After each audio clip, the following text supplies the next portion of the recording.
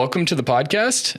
My name is Cullen Martin. We are at Texas A&M International University, and this is the School Counselor Series podcast. I'm joined by Seth. Welcome. Thank you. So can you tell me a little bit about what you do here at Texas A&M International University? Of course. I'm the assistant professor and program coordinator of the school counseling program here at Texas A&M International. So what all does that entail for you? What does your day-to-day look like?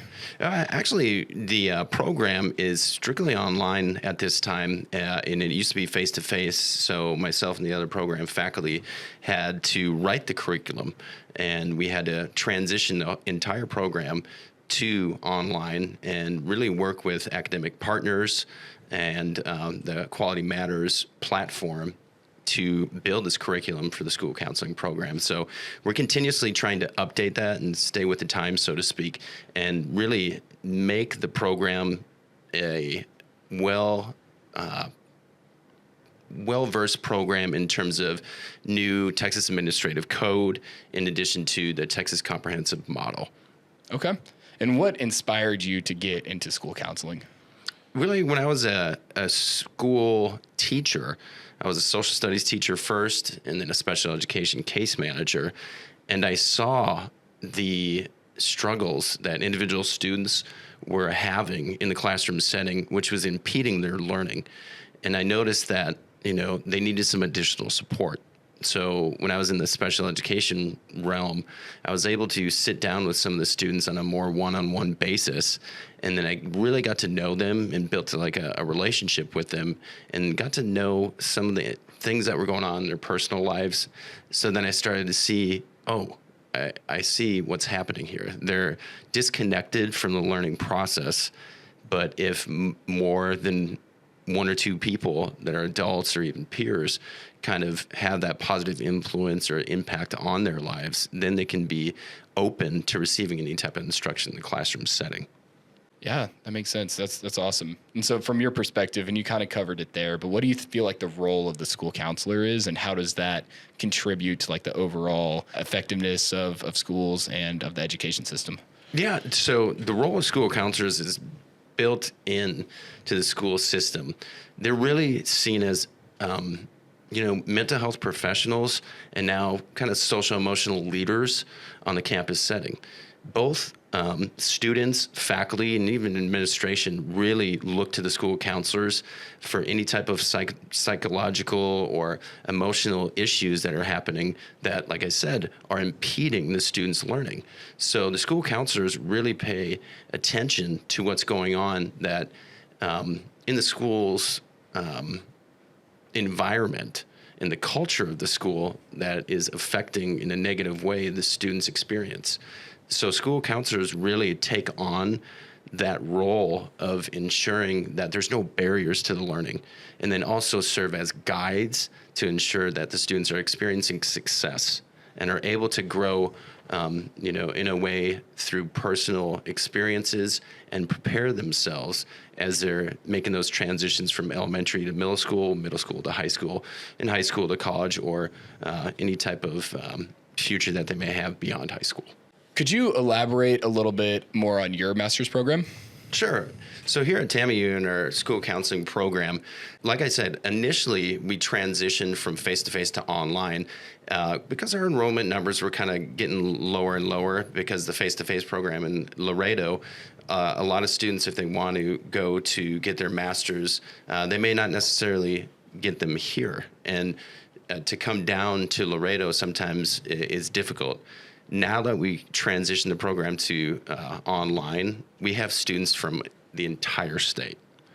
And that has really increased and enhanced our enrollment quite exponentially. So it's something that we are still trying to maintain our program and its integrity, and we're looking for more faculty. Really, there's 2 full-time tenure track faculty, myself and another faculty member, and we're busting at the seams, which is a good thing. We have a great adjunct faculty pool that help us out and assist us, that have an extensive knowledge of school counseling. So we're really grateful for that.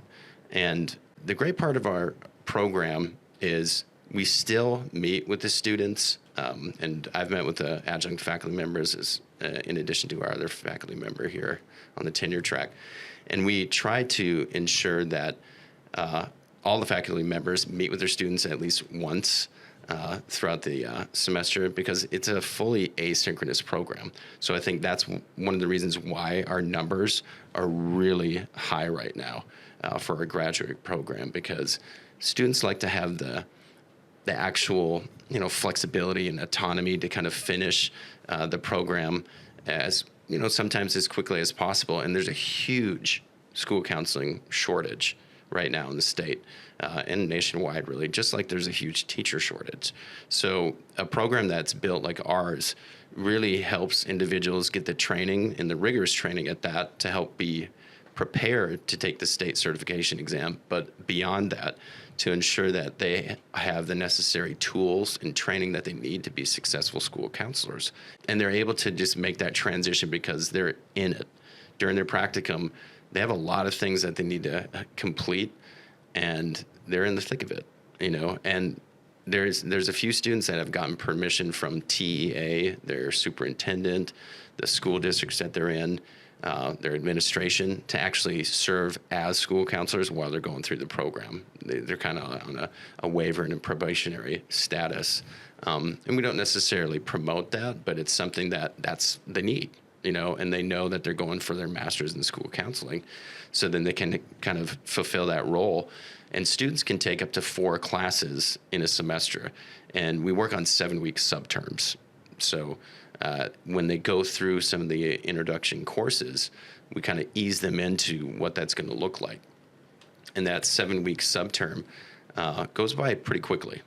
So that's why it's important for our faculty to meet with the students at least once within the first 2 or 3 weeks to, one, address any questions that they may have about the course or the program itself, or to just introduce themselves, have a relationship, even if it's online.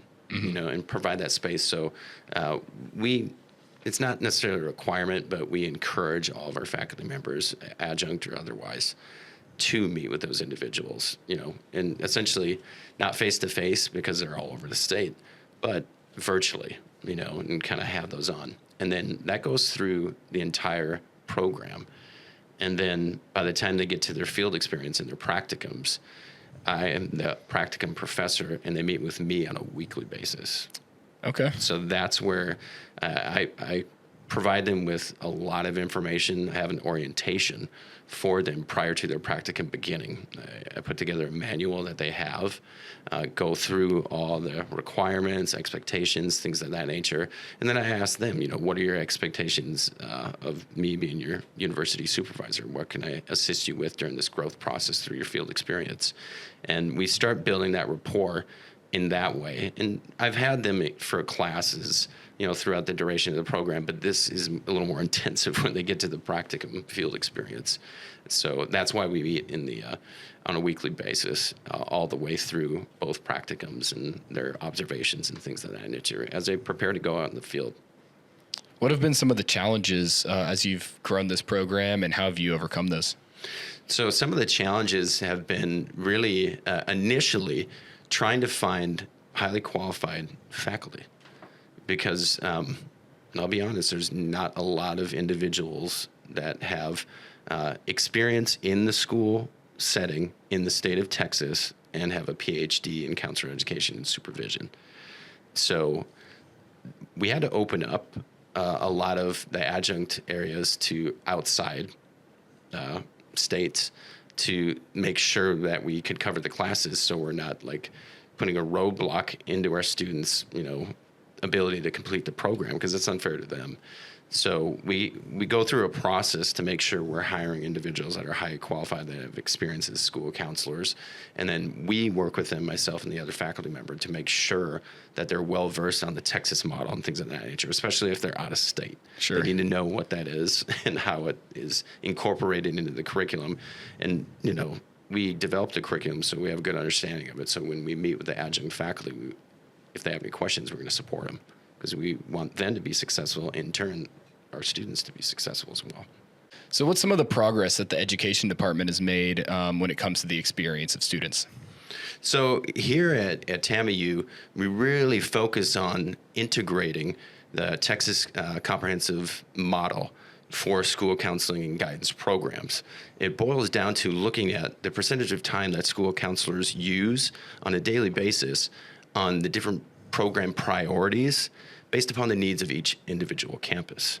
So we really integrate those things into the curriculum here at TAMIU, that they're able to understand they need to have an assessment of the program and how it's effective with the students at their campus. So we try to incorporate that in multiple classes, and it looks a little different, but they're able to look at what are the main things that are issues for the students. You know, is it absenteeism? Mm-hmm. Is it bullying?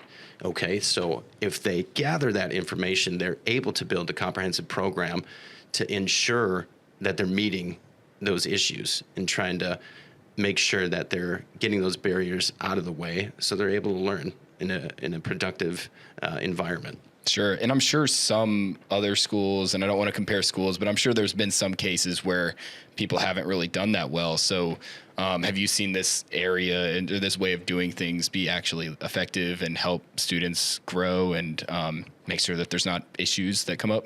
Absolutely. Absolutely. Our students, they have practicums, obviously, field experiences, and they work with their site supervisors on their campuses. And we get some feedback from the site supervisors in addition to having some pre and post conferences after some observations that are taking place. And mm-hmm. we get to see how they're incorporating those types of things that we discuss and what they need to be doing when they're practicing school counselors. So they notice that they're working with their site supervisors to look at the needs of those campuses, and they're seeing, oh, wait, we're trying to create a safe school environment, so we're being preventative into a certain way, you know, doing guidance curriculum lessons on anti-bullying behavior and things of that nature can really be conducive to creating that positive atmosphere. So how would you describe social emotional learning, and what does the process of implementing that look like? So social emotional learning, it's a key buzzword here in the educational system for sure, mm-hmm. Not only in the state of Texas, but also in the entire country. And I would argue to say the world. Given the landscape of our society today, making sure that students are aware of what social emotional learning is. And that's really of how you can regulate your own emotions, be self-aware of how you communicate with others and being intentional about that communication, and how you build people up in order to create that safe environment, especially in the learning area, in the formative years of everybody's life. Creating social emotional learning lessons are vital to be able to ensure that students have that ability to regulate their emotions and take care of their immediate surroundings in a way that's conducive to learning, which in turn later on in their life is going to work when they're in their occupation, in their careers, because they're going to have 100%. To learn how to be in a place where they have to work with a variety of personalities, and they're going to be able to navigate how to work with those possibly difficult personalities. Mm-hmm. So in order to do that, they can start learning that information. And school counselors are the first go-to people on school campuses that can not only create social emotional learning lessons, but they can guide teachers who are on the front lines every day with these students. They can provide professional development for these teachers on what social emotional learning lessons are. You know, and they can, especially at the early stages in the elementary school, they can give different types of scenarios of what that looks like, you know, and just meet up, buddy up, and have a card that says, okay, this is what it looks like to have a positive affirmation on a daily basis. Things like that, starting to just plug those things in at an early age, I think can benefit these students. Yeah. And a lot of those early habits will carry on, like you were saying, to adulthood. And I think those are really like, everybody knows that those habits are formed really early on, but mm-hmm. then it's like, okay, well, what does that actually look like to implement? So would you consider yourself a social emotional learning leader here at TAMIU? Like, have you helped implement that here as well? Absolutely. Absolutely. We, in the school counseling program faculty, we try to, like I said, build curriculum around social emotional learning, or to include that in certain stages throughout the program, the courses that the students need to learn how to do as school counselors. But we're also trying to build a program or a series of presentations that our school counseling candidates can actually provide social emotional learning information to our teacher candidates in the College of Ed. That typically doesn't happen, but we're trying to start that networking process with the school counselors who are already practicing teachers. They've been there, done that. So now they have the space and the capacity to provide professional development to teacher candidates while networking, creating a collaborative relationship. So when they're both done with their degrees, you have our master's level students out as school counselors, and then you have teachers coming out, and they understand and have a full capacity of what social emotional learning looks like in the campuses. And then they have the resources of the school counselors that they may already know because of the program here at TAMIU. That's excellent. So how do you stay updated on the most recent kind of efforts and what's effective as a school counselor? Oh, by far, it has to be being a member of the American School Counseling Association, really looking into different types of research and special populations and how school counselors can meet the needs of those special populations. That's a part of my research agenda. I really did a qualitative research project on gathering information from refugee adolescents and their transition into the United States. So now, and how school counselors can be that supportive entity within the school setting, and then looking at passing that information on to other individuals like the teachers and other school counselors, and having that out there. But I think really looking at TEA and making sure that our program has everything that the Texas Administrative Code has, and we adhere to that through TEA, which, is a requirement, but we want to make sure that we're up to date on those things. And our program here at TAMIU, even though TEA had just passed kind of legislation about dropping the 2-year requirement of candidates to actually take the state certification exam for school counseling. Now they don't necessarily need to be having that 2 years of teaching experience. However, I talked to a representative at the Texas Education Agency. She informed me that it's the Educator Preparation Program's decision on whether or not we want to maintain the 2 years teaching experience going into the program itself, or being admitted into the program. And myself and the other program faculty agreed, along with our dean, that it's more beneficial for them to have that teaching experience. And we got the green light, so to speak, from TEA saying that we can make that decision. So you're keeping the 2-year We're teaching keeping experience. the 2 years teaching experience. And the reason I say that is because some of those preparation programs, and not to compare ours to any other ones, but some preparation programs, if they're adhering to what that is essentially saying, that you can have an individual that has never been in a classroom but has a bachelor's degree take the state certification exam for school counseling. And at TAMIU, and that's their prerogative for sure, but at TAMIU, we want to make sure they're already in the school system. They have that experience. They're building those relationships with the students. And having that experience as a teacher is vital if you want to become a school counselor. And that's why we have that in place. It's kind of like a gatekeeping that we have that in place here. That makes sense. And I think it sounds like a wise decision. And to be able to have that school and that teaching experience, I'm sure can make a difference on the calls that you're making and the, like how you even view the classroom, because you could be on the other side of it. And if they have a bachelor's degree, they've gone through that, but I'm sure being on the teacher side of it kind of changes the game. So what advice would you give somebody that's looking to do that? Obviously, if they want to do that, I'm sure you would advise them to go teach first. But if somebody wants to be a school counselor, what advice would you give them? If they want to become a school counselor, I would actually ask them, what makes you feel as if you would like to be a school counselor? I would want to get to know them. I would want to see, not to judge whether or not they would be a good fit to be a school counselor. It would be what is their rationale to wanting to become a school counselor? What is something that has really played out in their professional experience that has led them to that place? And a common thread that I've heard from our students is that essentially what I was telling you earlier is that they've seen the struggles and issues that students are going through on a personal basis. And that's something that they have a hard time, dealing with as educators, because they want to ensure that they're providing that academic instruction, but they're noticing that some of those students aren't able to receive that. So then they have this, side of themselves that's thinking, I can make a difference, but just in a different way. I can be that support system that they may not necessarily have otherwise, especially if they start building that relationships. And we all know in education, it's all about relationships.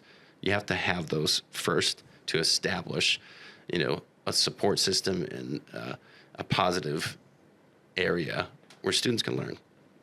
That's the common thread. What other qualities do you see of people that usually like to become school counselors or are really good at it and can actually succeed in an area like that? Typically, you have the individuals that are really, for the most part, outgoing. Outgoing, they're very well at noticing and reading people in terms of their emotions. Like you can kind of look at the students and they're kind of telling like, hey, you okay? What's going on? And they take that extra moment and not just to say, how are you? Good. And that's it and walk away. It's a little more in depth than that. And they have that intrinsic motivation to actually take that to a deeper level. Yeah. Thank you for watching this episode. This was great, Seth. I really appreciate you sitting down and taking the time for this. If you enjoyed this, please make sure to like and subscribe, and stay tuned for more episodes to come. We have some good episodes coming up, so you won't want to miss out on those. Thanks. Produced by Podcast Architects.